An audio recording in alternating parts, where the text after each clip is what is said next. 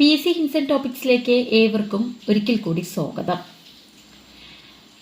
അപ്പോൾ പലതവണ പരീക്ഷകൾക്കായി ചോദിച്ച ക്വസ്റ്റ്യനും അതിൻ്റെ ആൻസേഴ്സുമാണ് ഇന്നത്തെ വീഡിയോയിൽ അപ്ലോഡ് ചെയ്യാൻ വേണ്ടി പോകുന്നത്.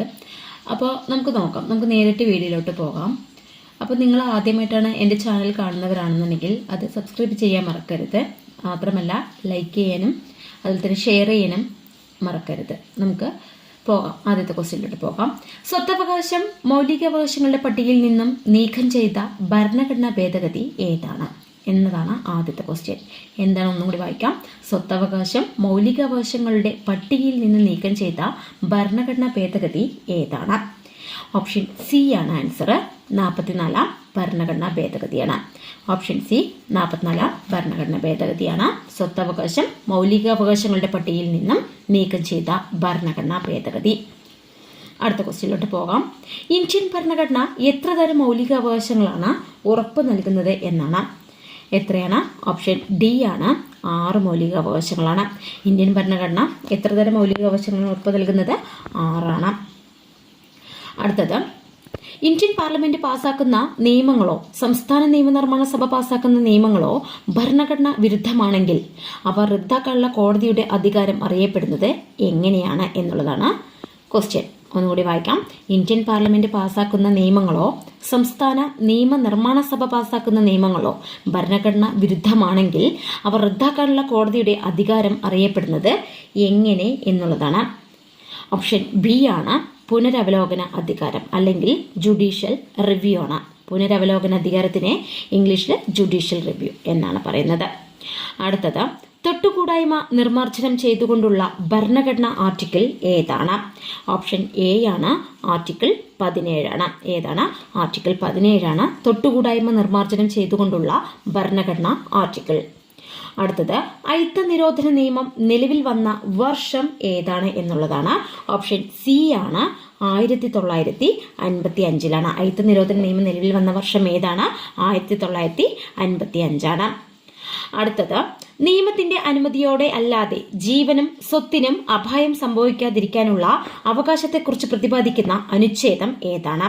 നിയമത്തിന്റെ അനുമതിയോടെ അല്ലാതെ ജീവനും സ്വത്തിനും അപായം സംഭവിക്കാതിരിക്കാനുള്ള അവകാശത്തെക്കുറിച്ച് പ്രതിപാദിക്കുന്ന അനുച്ഛേദം ഏതാണ്? ഓപ്ഷൻ ബി ആണ്, 21 അനുച്ഛേദമാണ്. അടുത്ത ക്വസ്റ്റ്യനിലോട്ട് പോകാം. പോകുന്നതിന് മുമ്പ് നിങ്ങൾ ആദ്യമായിട്ടാണ് എൻ്റെ ചാനൽ കാണുന്നവരാണെങ്കിൽ സബ്സ്ക്രൈബ് ചെയ്യാനൊന്നും മറക്കരുത്. കരുതൽ തടങ്കലിൽ ഇരിക്കുന്ന വ്യക്തിയുടെ അറസ്റ്റ് എത്ര ദിവസം അല്ലെങ്കിൽ എത്ര മാസം പരമാവധി നീട്ടിക്കൊണ്ടുപോകാവുന്നതാണ്? അടുത്ത ക്വസ്റ്റ്യൻ. ഓപ്ഷൻ സി ആണ്, 3 മാസമാണ്. 3 മാസമാണ് അതിൻ്റെ ആൻസർ. അടുത്ത ക്വസ്റ്റ്യനിലോട്ട് പോകാം. ബാലവേല നിയന്ത്രിക്കുന്നതിന് ഭരണഘടനയിലെ ഏത് അനുച്ഛേദമാണ്? ബാലവേല നിയന്ത്രിക്കുന്നതിന് ഭരണഘടനയിലെ ഏത് അനുച്ഛേദമാണ്? ഓപ്ഷൻ സി ആണ്, അനുച്ഛേദം 24 ആണ്. ബാലവേല നിയന്ത്രിക്കുന്നത് ഏതാണ്? അനുച്ഛേദം 24 ആണ്. അടുത്തത്, ബച്ചൻ ബച്ചാവോ ആന്തോളൻ എന്ന സംഘടന രൂപീകരിച്ച് ബാലവേലയ്ക്കെതിരെ പ്രവർത്തിക്കുന്ന ഇന്ത്യൻ സാമൂഹ്യ പരിഷ്കർത്താവ് ആരാണ്? അതായത് ബച്ചൻ ബച്ചാവോ ആന്തോളൻ എന്നൊരു സംഘടന രൂപീകരിച്ച് ബാലവേലയ്ക്കെതിരെ പ്രവർത്തിക്കുന്ന ഇന്ത്യൻ സാമൂഹ്യ പരിഷ്കർത്താവ് ആരാണ് എന്നുള്ളതാണ്. ഓപ്ഷൻ എ ആണ്, കൈലാഷ് സത്യാർത്ഥിയാണ്. ആരാണ്? കൈലാഷ് സത്യാർത്ഥിയാണ്. അടുത്തത്, ഇന്ത്യൻ ഭരണഘടന അനുച്ഛേദം 25 മുതൽ 28 വരെയുള്ള ഭാഗങ്ങളിൽ ഏത് മൗലികാവകാശത്തെക്കുറിച്ചാണ് പ്രതിപാദിക്കുന്നത്? ഏതാണ്? അനുച്ഛേദം 25 മുതൽ 28 വരെയുള്ള ഭാഗങ്ങളിൽ ഏത് മൗലികാവകാശത്തെക്കുറിച്ചാണ് പ്രതിപാദിക്കുന്നത്? ഓപ്ഷൻ എ ആണ്, മത സ്വാതന്ത്ര്യത്തിനുള്ള അവകാശമാണ് 25 മുതൽ 28 വരെയുള്ള ഭാഗങ്ങളിൽ പരാമർശിച്ചിരിക്കുന്നത്. അടുത്തത്, ഭരണഘടനയിലെ ആർട്ടിക്കിൾ 29 മുതൽ 30 വരെ എന്തുമായി ബന്ധപ്പെട്ടിരിക്കുന്നു എന്നുള്ളതാണ്. ഓപ്ഷൻ എ ആണ്, സാംസ്കാരികവും വിദ്യാഭ്യാസപരവുമായിട്ടുള്ള അവകാശമാണ്. 29 to 30 വരെ എന്തുമായി ബന്ധപ്പെട്ടിരിക്കുന്നു? സാംസ്കാരികവും വിദ്യാഭ്യാസപരവുമായിട്ടുള്ള അവകാശത്തെക്കുറിച്ച് പ്രതിപാദിക്കുന്നതാണ് ഏത്? Article 29 to 30. അടുത്ത ക്വസ്റ്റ്യനിലോട്ട് പോകാം. ന്യൂനപക്ഷങ്ങളുടെ അവകാശങ്ങളെക്കുറിച്ച് പ്രതിപാദിക്കുന്ന മൗലിക അവകാശം ഏതാണ്? ഓപ്ഷൻ ബി ആണ്, സാംസ്കാരികവും വിദ്യാഭ്യാസപരമായിട്ടുള്ള അവകാശമാണ് ന്യൂനപക്ഷങ്ങളുടെ അവകാശങ്ങളെക്കുറിച്ച് പ്രതിപാദിക്കുന്ന മൗലിക അവകാശം.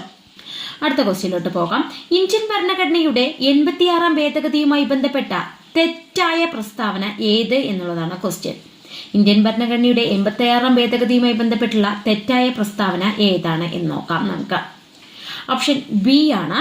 ഏതാണ്? 4 ഏതാണെന്ന് നോക്കാം. ഈ ഭേദഗതി പാസ്സാക്കിയത് 2014 തെറ്റായിട്ടുള്ള പ്രസ്താവന. അടുത്തത്, ചുവടെ ചേർക്കുന്ന പ്രസ്താവനകളിൽ ശരിയായത് ഏത് എന്നുള്ളതാണ് അടുത്ത ക്വസ്റ്റ്യൻ. ഓപ്ഷൻ എ ആണ് answer. All of the above എന്നാണ് കൊടുത്തിരിക്കുന്നത്. അപ്പൊ എല്ലാതും ശരിയാണ് എന്നുള്ളതാണ്. ചുവടെ ചേർക്കുന്ന പ്രസ്താവനകൾ ശരിയായത് ഏത് എന്നുള്ളതാണ് ചോദ്യം. ഏതൊക്കെയാണെന്ന് നമുക്ക് നോക്കാം. 1, 2, 3 കീഴ്ക്കോടതികൾക്ക് മേൽ ചുമത്തുന്ന പ്രത്യേക ഉത്തരവുകളാണ് പ്രൊഹിബിഷൻ. അറസ്റ്റ് ചെയ്യപ്പെട്ട വ്യക്തിയെ ഹാജരാക്കുവാൻ ഇറക്കുന്ന പ്രത്യേക ഉത്തരവാണ് ഹാബിയസ് കോർപ്പസ്. ഒരു ഉദ്യോഗസ്ഥന്മേൽ ചുമത്തുന്ന പ്രത്യേക ഉത്തരവാണ് മാൻഡമസ്. അപ്പൊ എല്ലാ റിട്ടുകളും അതിലുണ്ട്. അടുത്ത നമുക്ക് നോക്കാം. റിട്ടുകൾ പുറപ്പെടുവിക്കുന്നതിന് ഹൈക്കോടതിക്ക് അധികാരം നൽകുന്ന ഭരണഘടനാ അനുച്ഛേദം ഏത് എന്നുള്ളതാണ്. ഓപ്ഷൻ ഡി ആണ് ആൻസർ. 226 റിട്ടുകൾ പുറപ്പെടുവിക്കുന്നതിന് ഹൈക്കോടതിക്ക് അധികാരം നൽകുന്ന ഭരണഘടനാ അനുച്ഛേദം ഏതാണ്? 226. അടുത്ത ക്വസ്റ്റ്യനിലോട്ട് പോകാം. മൗലിക അവകാശങ്ങൾ സംരക്ഷിക്കുന്നതിന് റിട്ട് പുറപ്പെടുവിക്കാൻ സുപ്രീം കോടതിക്ക് അധികാരം നൽകുന്ന അനുച്ഛേദം ഏത് എന്നുള്ളതാണ്. ഒന്നും കൂടി വായിക്കാം. മൗലിക അവകാശങ്ങൾ സംരക്ഷിക്കുന്നതിന് റിട്ട് പുറപ്പെടുവിക്കാൻ സുപ്രീം കോടതിക്ക് അധികാരം നൽകുന്ന അനുച്ഛേദം ഏത് എന്നുള്ളതാണ്. ഓപ്ഷൻ സി ആണ്. അനുച്ഛേദം 32. അടുത്തത്, പൗരന്മാരെ നിയമവിരുദ്ധമായി തടങ്കലിൽ വെക്കുന്നതിന് എതിരായി സുപ്രീം കോടതിയും ഹൈക്കോടതിയും പുറപ്പെടുവിക്കുന്ന ഉത്തരവ് ഏത് എന്നുള്ളതാണ് അടുത്ത ക്വസ്റ്റ്യൻ. അതായത് പൗരന്മാരെ നിയമവിരുദ്ധമായി തടങ്കലിൽ വെക്കുന്നതിന് എതിരായിട്ട് സുപ്രീം കോടതിയും ഹൈക്കോടതിയും പുറപ്പെടുവിക്കുന്ന ഉത്തരവ് ഏത് എന്നുള്ളതാണ്.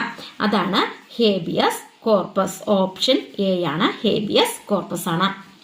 അടുത്ത ക്വസ്റ്റ്യനിലോട്ട് പോകാം. ഒരു ക്ഷേമരാഷ്ട്രം സൃഷ്ടിക്കുന്നതിനും സഹായമാകുന്ന സാമൂഹ്യ സാമ്പത്തിക രാഷ്ട്രീയ പരിപാടികൾ ഗവൺമെന്റ് ഏറ്റെടുക്കണമെന്ന് ആവശ്യപ്പെടുന്ന ഭരണഘടനാ ഭാഗം ഏത് എന്നുള്ളതാണ്. ഓപ്ഷൻ സി ആണ്. നിർദ്ദേശക തത്വങ്ങളാണ്. ഒരു ക്ഷേമരാഷ്ട്രം സൃഷ്ടിക്കുന്നതിനും സഹായമാകുന്ന സാമൂഹ്യ സാമ്പത്തിക രാഷ്ട്രീയ പരിപാടികൾ ഗവൺമെന്റ് ഏറ്റെടുക്കണമെന്ന് ആവശ്യപ്പെടുന്ന ഭരണഘടനാ ഭാഗം ഏതാണ്? നിർദ്ദേശക തത്വങ്ങളാണ്.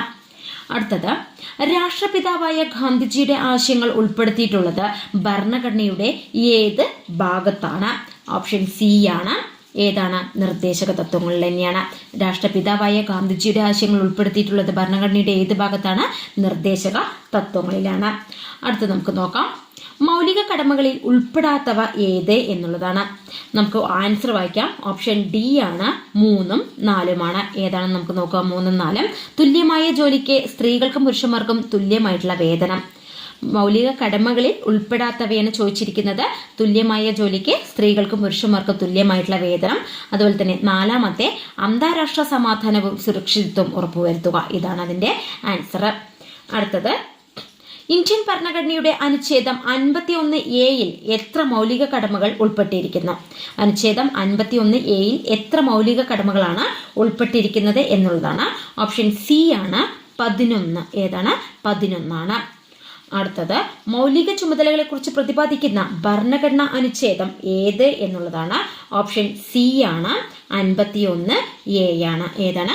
51A ആണ്. മൗലിക ചുമതലകളെ കുറിച്ച് പ്രതിപാദിക്കുന്ന ഭരണഘടനാ അനുച്ഛേദം. അടുത്ത ക്വസ്റ്റ്യനിലോട്ട് പോകാം. ഇന്ത്യൻ രാഷ്ട്രപതിയുടെ വിവേചനാധികാരത്തിൽ പെടാത്തത് ഏത് അല്ലെങ്കിൽ ഏവ? ഇന്ത്യൻ രാഷ്ട്രപതിയുടെ വിവേചനാധികാരത്തിൽ പെടാത്തത് ഏത് എന്നുള്ളതാണ് അടുത്ത ക്വസ്റ്റ്യൻ വന്നിരിക്കുന്നത്. ഓപ്ഷൻ എ ആണ്. 3, 4 ഏതാണ്? 3, 4 ഏതൊക്കെയാണ് നമുക്ക് നോക്കാം. 3, 4. ലോകസഭയിൽ ഒരു പാർട്ടിക്ക് വ്യക്തമായ ഭൂരിപക്ഷം ഉണ്ടെങ്കിലും രാഷ്ട്രപതിക്ക് ഇഷ്ടമുള്ള വ്യക്തിയെ പ്രധാനമന്ത്രിയായിട്ട് നിയമിക്കാം. അതുപോലെ തന്നെ 4, അടിയന്തരാവസ്ഥ പ്രഖ്യാപിക്കാനുള്ള രാഷ്ട്രപതിയുടെ അധികാരം. ഇതാണ് ഇന്ത്യൻ രാഷ്ട്രപതിയുടെ വിവേചനാധികാരത്തിൽ പെടാത്തത്. അടുത്തത്, സുപ്രീം കോടതി ചീഫ് ജസ്റ്റിസിനെ നിയമിക്കുന്നത് ആരാണ് എന്നുള്ളതാണ്. ഓപ്ഷൻ ബി ആണ്. സുപ്രീം കോടതി ചീഫ് ജസ്റ്റിസിനെ ആരാ നിയമിക്കുന്നത്? രാഷ്ട്രപതിയാണ്. അടുത്ത നമുക്ക് നോക്കാം. മൗലിക അവകാശങ്ങൾ നിഷ്പ്രഭമാകുന്നത് ഏതൊക്കെ സാഹചര്യത്തിലാണ് എന്നുള്ളതാണ്. ഓപ്ഷൻ സി ആണ്. അടിയന്തരാവസ്ഥ കാലത്താണ്. അടിയന്തരാവസ്ഥ കാലത്താണ് മൗലികാവകാശങ്ങൾ നിഷ്പ്രഭമാകുന്നത്. അടുത്തത്, ഇന്ത്യൻ സംസ്ഥാനങ്ങളിലെ ഏറ്റവും ഉയർന്ന കോടതി ഏതാണ് എന്നുള്ളതാണ്. ഹൈക്കോടതിയാണ്. Option D. ഹൈക്കോടതിയാണ് ഇന്ത്യൻ സംസ്ഥാനങ്ങളിലെ ഏറ്റവും ഉയർന്ന കോടതി. അടുത്തത്, ഇന്ത്യൻ ഭരണഘടന വിഭാവനം ചെയ്തിരിക്കുന്ന പാർലമെന്ററി ജനാധിപത്യ ഭരണ സമ്പ്രദായത്തിനോട് യോജിക്കാത്ത പ്രസ്താവന ഏത് എന്നുള്ളതാണ് അടുത്ത ക്വസ്റ്റ്യൻ വന്നിരിക്കുന്നത്. നമുക്ക് ആൻസർ വായിക്കാം. ഓപ്ഷൻ ബി ആണ് ആൻസർ. ഇന്ത്യയിൽ പാർലമെന്ററി ഭരണ സമ്പ്രദായ പ്രകാരം കേന്ദ്രത്തിലും സംസ്ഥാനങ്ങളിലും ദ്വിമണ്ഡല സഭ നിലകൊള്ളുന്നു എന്നുള്ളതാണ്.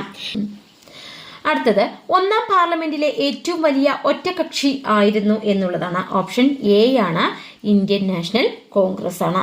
ഏതാണ്? INC, Indian national Congress.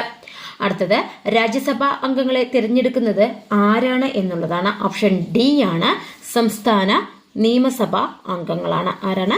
സംസ്ഥാന നിയമസഭാ അംഗങ്ങളാണ് രാജ്യസഭാ അംഗങ്ങളെ തിരഞ്ഞെടുക്കുന്നത്. അടുത്ത രാജ്യസഭയുടെ സമ്മേളനങ്ങളിൽ അധ്യക്ഷപദം വഹിച്ച് നടപടികൾ നിയന്ത്രിക്കുന്നത് ആരാണ് എന്നുള്ളതാണ്. ഓപ്ഷൻ എ ആണ് ഉപരാഷ്ട്രപതിയാണ്. ആരാണ്? ഉപരാഷ്ട്രപതി. രാജ്യസഭയുടെ സമ്മേളനങ്ങളിൽ അധ്യക്ഷപദം വഹിച്ച് നടപടികൾ നിയന്ത്രിക്കുന്നത് ആരാണ്? ഉപരാഷ്ട്രപതിയാണ്. അടുത്തത് ലോകസഭയുമായി ബന്ധപ്പെട്ട് ചില പ്രസ്താവന താഴെ കൊടുത്തിരിക്കുന്നു, ഉചിതമായവ തിരഞ്ഞെടുക്കാനാണ്. ഓപ്ഷൻ സി ആണ് 2ഉം 4ഉം ശരിയാണ് എന്നുള്ളതാണ്. ഏതൊക്കെയാണ് 2ഉം 4ഉം നമുക്ക് നോക്കാം. ലോകസഭയിലെ അംഗങ്ങളെ ജനങ്ങൾ നേരിട്ടാണ് തിരഞ്ഞെടുക്കുന്നത്. അതുപോലെ 4ാമത്തെ ലോകസഭയുടെ കാലാവധി എത്ര വർഷമാണ്? 5 വർഷമാണ്. ലോകസഭയുമായി ബന്ധപ്പെട്ട് ശരിയായവ തിരഞ്ഞെടുക്കാനാണ് പറഞ്ഞിരിക്കുന്നത്. അപ്പൊ 2ാമത്തെ ലോകസഭയിലെ അംഗങ്ങളെ ജനങ്ങൾ നേരിട്ടാണ് തിരഞ്ഞെടുക്കുന്നത്. 4ാമത്തെ ലോകസഭയുടെ കാലാവധി 5 വർഷമാണ്. അടുത്ത ക്വസ്റ്റ്യനിലോട്ട് പോകാം. എത്ര വയസ്സ് പൂർത്തിയായവർക്കാണ് രാജ്യസഭ തെരഞ്ഞെടുപ്പിൽ മത്സരിക്കാൻ കഴിയുക എന്നുള്ളതാണ്. ഓപ്ഷൻ എ ആണ് 30 വയസ്സ് പൂർത്തിയായവർക്കാണ്. എത്ര വയസ്സ് പൂർത്തിയായവർക്കാണ്? 30 വയസ്സ് പൂർത്തിയായവർക്കാണ് രാജ്യസഭാ തെരഞ്ഞെടുപ്പിൽ മത്സരിക്കാൻ കഴിയുക. അപ്പൊ നിങ്ങൾക്ക് എന്റെ ചാനൽ ഇഷ്ടമാകുകയാണെങ്കിൽ ലൈക്ക് ചെയ്യാനും ഷെയർ ചെയ്യാനും കമന്റ് ചെയ്യാനും സബ്സ്ക്രൈബ് ചെയ്യാനും ഒന്നും മറക്കരുത്. അത് മാത്രം ചെയ്താൽ പോരാ, തൊട്ടടുത്ത് കാണുന്ന ബെല്ലൈക്കൺ ബട്ടൺ ഇല്ലേ, അതൊന്നുകൂടി പ്രസ് ചെയ്യുക. എങ്കിൽ മാത്രമാണ് ഞാൻ ഇങ്ങനെ ഇടുന്ന ഓരോ വീഡിയോകളും നിങ്ങൾക്ക് നോട്ടിഫിക്കേഷനിലൂടെ ലഭ്യമാകുക. താങ്ക്